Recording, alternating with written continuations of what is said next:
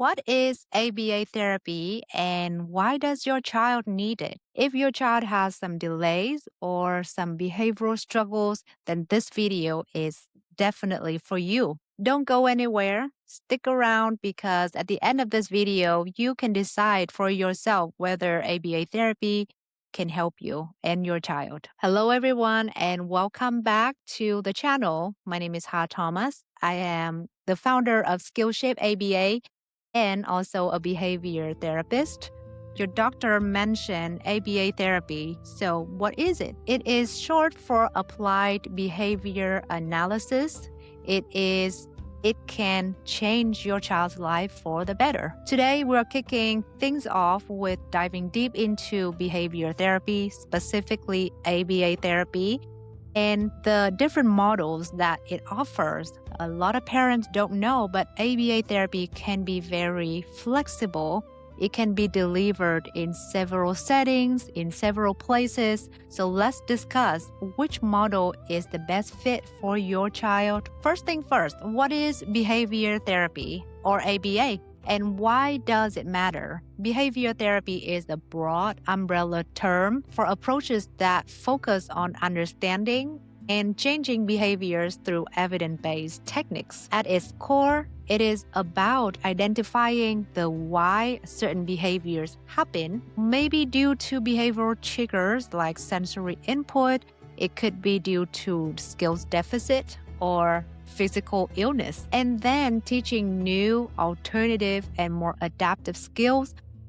ABA is one of the most researched and effective form of behavior therapy. The use of positive reinforcement to build skills like communications or social interactions, self-care and functional daily living skills, emotional regulation, and a lot more. ABA isn't and shouldn't be a one-size-fits-all approach. It is highly customized.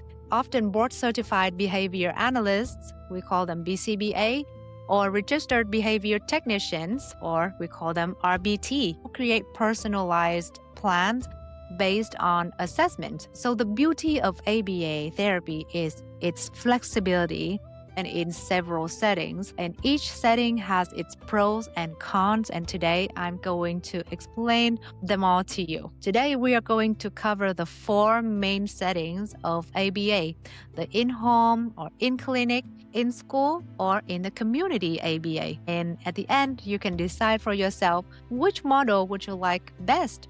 Or maybe you can decide the mix and match of different models so that it fits your family's and your child's needs. So let's start with in-home therapy.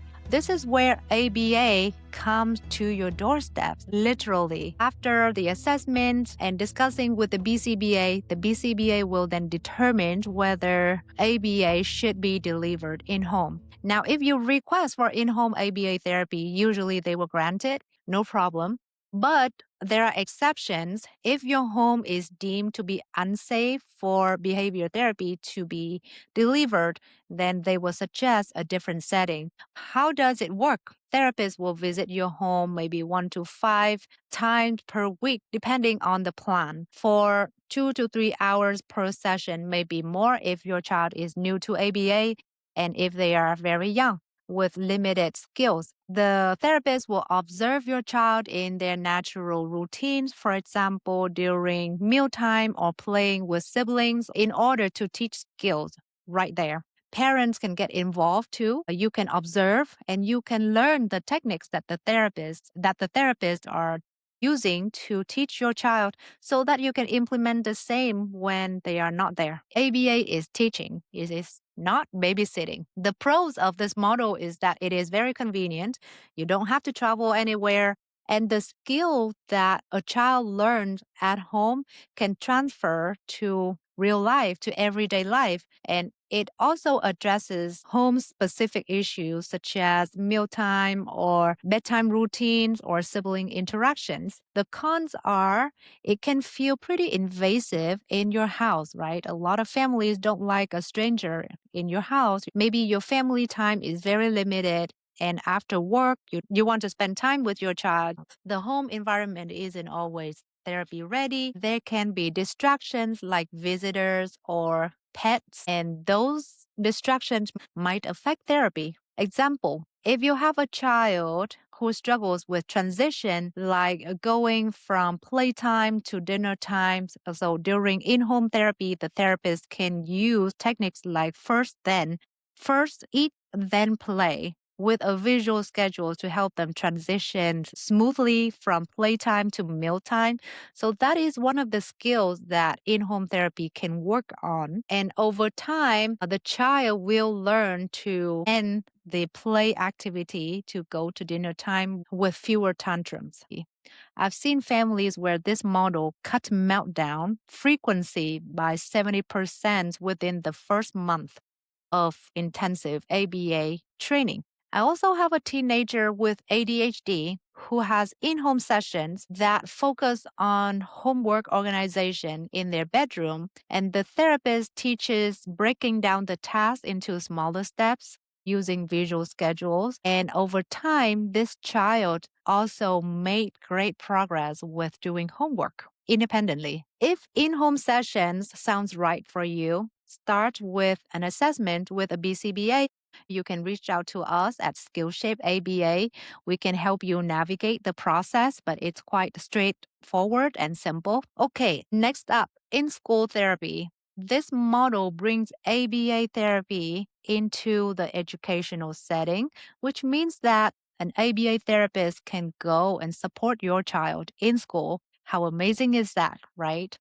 The tricky part is whether your child's school allows ABA support or outside ABA support, because most schools have their own ABA team. The sad reality is, even if the school want to implement all the best strategies in the world to support your child, whether they have the resources to support your child is a different story. And in a lot of cases, they will need outside support to help your child because they don't have that kind of resources available in the school setting. Anyways, this is for another video. So, if your child is struggling academically or behaviorally at school, and always the first step is to request for the individualized educational plan, which is the IEP meeting, and then you just go from there. At one point, you are going to request for ABA therapist to come in the school to support your child if your child really need that extra support. How it works. Therapists will collaborate with teachers and the school staff. Most schools don't allow pulling the child out of the instructional time. So of the, 6 hours the child is in school, that whole 6 hours, the child will have to be with the class. If your child has IEP accommodation, they might be pulled out for speech, ELA, or math, but they won't be pulled out just for ABA. This means the ABA therapist will join in or will shadow your child in the classroom and will support your child with specific targets that are designed for the school setting. For example, attending a task or attending a lecture, completing a worksheet, something like that. The pros of this model are it directly tackles school challenges, right? Like focusing or peer interactions, or it can also promote inclusion as well.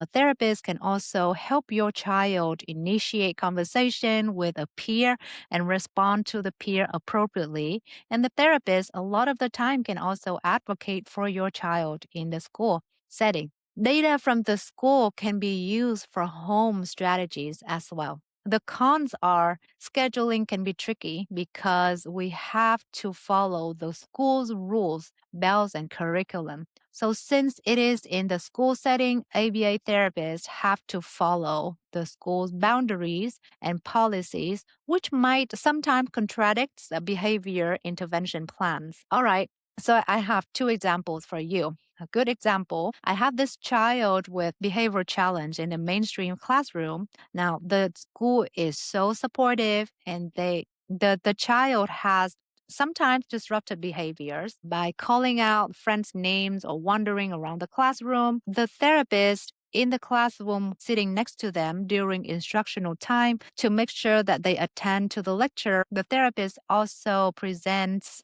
a visual schedule for the child to help them transition smoothly from one task to another or from one activity to another.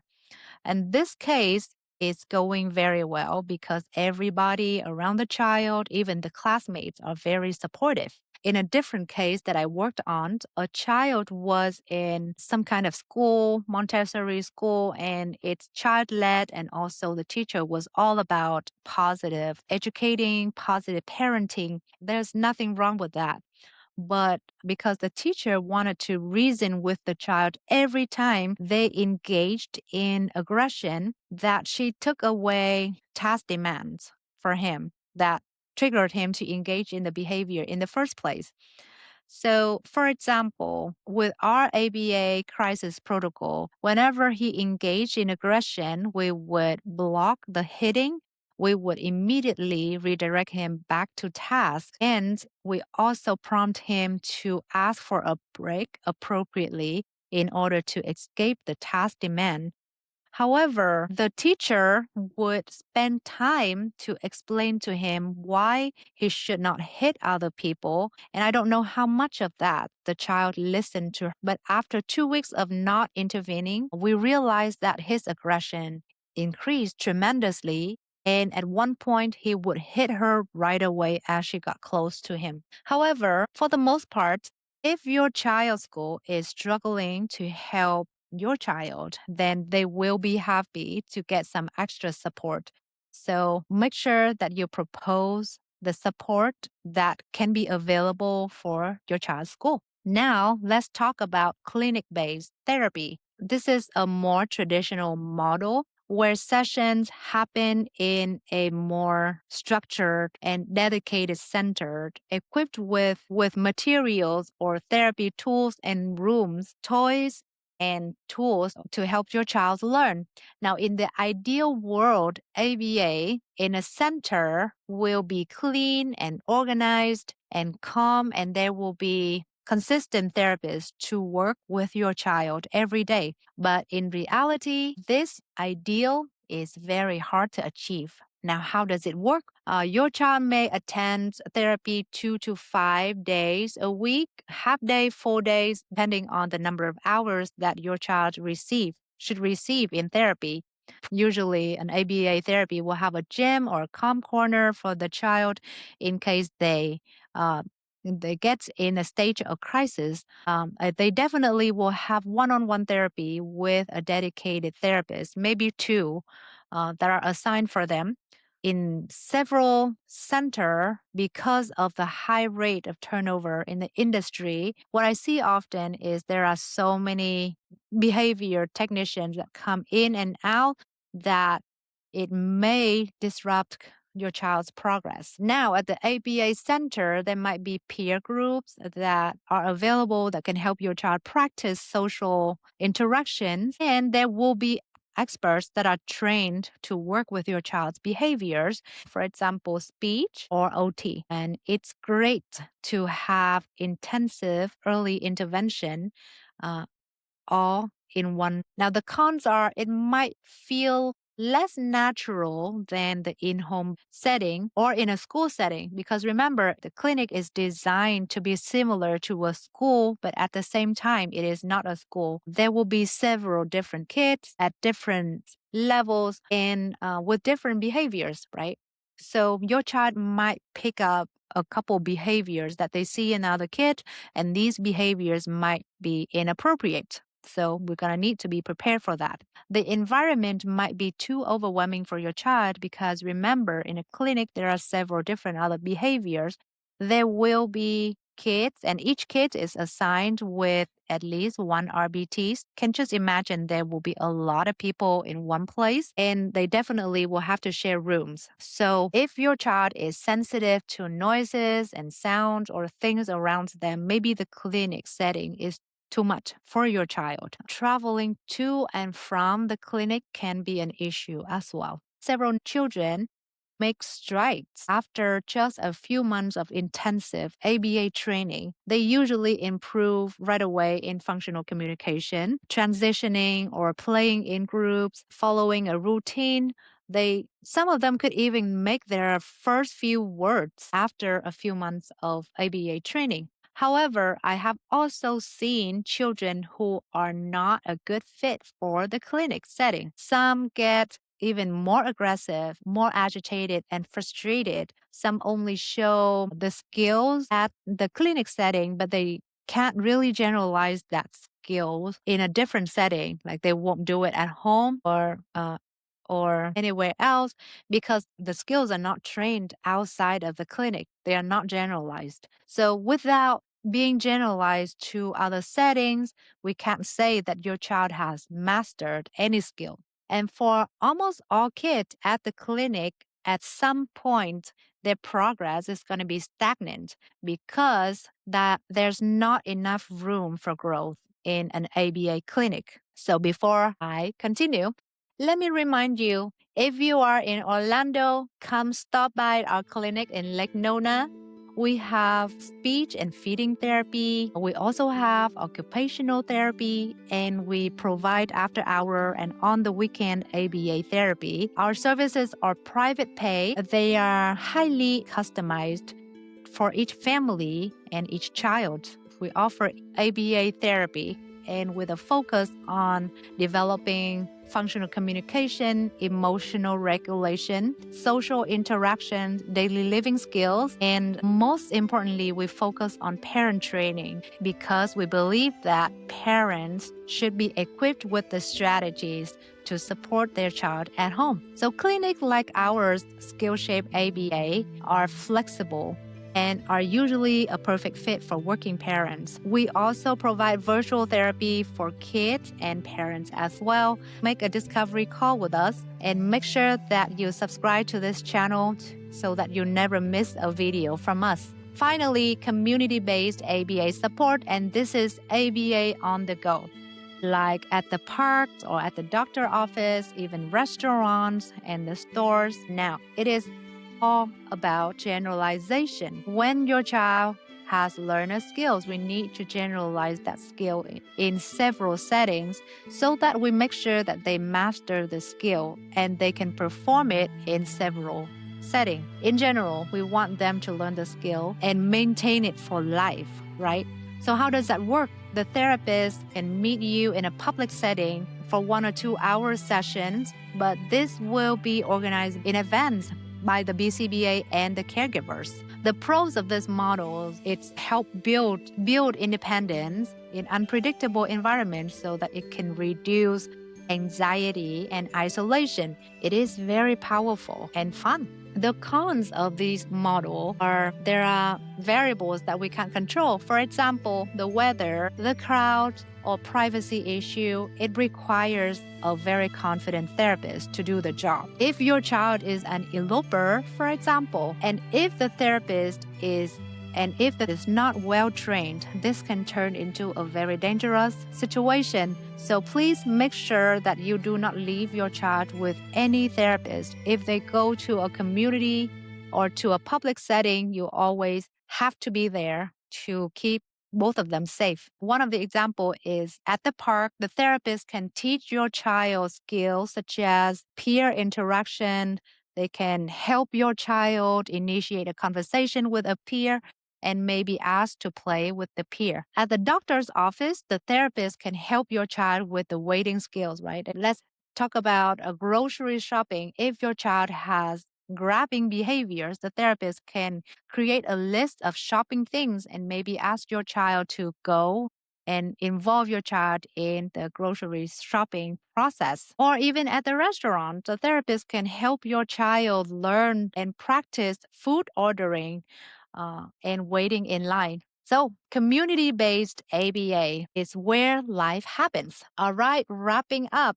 Behavior therapy or ABA is versatile with these models in home, ABA therapy for comfort, in school to promote education, in clinic for structure, and in the community for real world experience and application. You can mix and match these models based on your needs, based on your judgments of your child's ability, and always start with a functional behavior analysis with a BCBA to see where your child is at and what kind of support they need. Make sure to visit our website, Skillshape ABA, to book a discovery call with us and tell me in the comments what model is your favorite. What model fits you the best at this time? Share in the comments and thank you for joining us. I will see you next time.